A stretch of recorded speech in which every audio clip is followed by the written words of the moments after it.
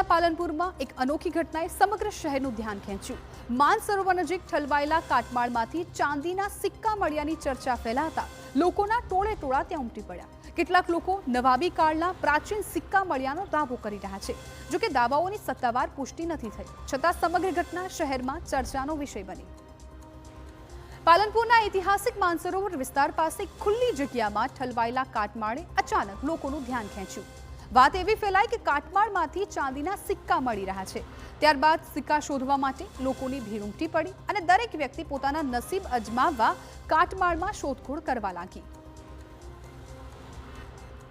મળતી વિગત મુજબ માનસરોવર આસપાસ આવેલી જૂની દુકાનોને દબાણ હટાવવાની કાર્યવાહી દરમિયાન તોડી પાડવામાં આવી અને તેનો કાટમાળ અહીં લાવવામાં આવ્યો।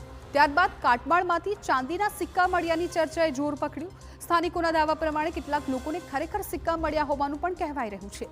લોકોનો દાવો છે કે કાટમાળમાં નવાબી કાળના તેમજ પ્રાચીન સિક્કા પણ મળી આવ્યા છે।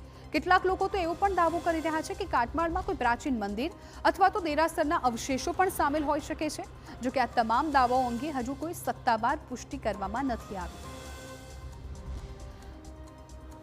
ગત રાત્રે થોડાક લોકો કાટમાળમાં સિક્કા શોધવા માટે પહોંચ્યા હતા, પરંતુ જેમ જેમ આ વાત શહેરમાં ફેલાતી ગઈ તેમ તેમ લોકોની સંખ્યા સતત વધતી ગઈ। આજે સવારથી જ મોટી સંખ્યામાં લોકો સ્થળ પર પહોંચ્યા અને કાટમાળમાં સિક્કા શોધવાની હોડ જોવા મળી। હાલ સમગ્ર ઘટના પાલનપુરમાં ટોક ઓફ ધ ટાઉન બની ગઈ છે।